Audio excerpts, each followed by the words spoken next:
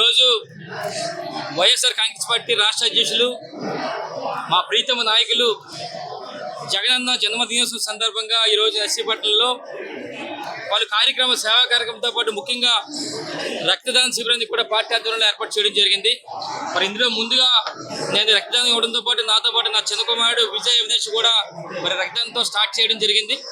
అయితే మీ అందరికీ తెలిసి ఈరోజు పరిస్థితులు ఎలా ఉన్నాయంటే హాస్పిటల్కి వెళ్ళిన కొంతమందిలోని రక్తం అవసరం సందర్భంగా ఎంతో మందికి రక్తం దొరకలేని పరిస్థితి, రక్తం కొనలేని పరిస్థితి.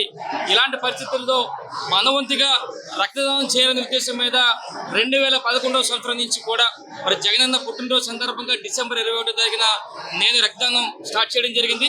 మరి ఆ రోజు నుంచి కూడా ఈ రోజు వరకు 14 సంవత్సరాల పాటు మొదటగా నేను ఇస్తూ నాతో పాటు మా పార్టీ నాయకులు, కార్యకర్తలు, అలాగే స్టూడెంట్స్ అందరూ కూడా ఈ 14 సంవత్సరాల పాటు కూడా నేను రక్తదానం చేయడం జరుగుతుంది. అంటే ఈ విధంగా ఎంతో కొంత మరి జగనన్న మరి జన్మదిన సందర్భంగా కొంతమందికి మరి ఉపకారం మరి చేయాలనే ఉద్దేశం మీద, కొంతమంది ఆదుకోవాలనే ఉద్దేశం మీద మరి ఈ కార్యక్రమం చేసాం. రేపు రాబోయే రోజుల్లో కూడా మరింతగా జగనన్న జన్మదిన సందర్భంగా మరెన్నో సేవాగ్రహం చేస్తానని చెప్పి మీ ద్వారా తెలియపరుస్తాను.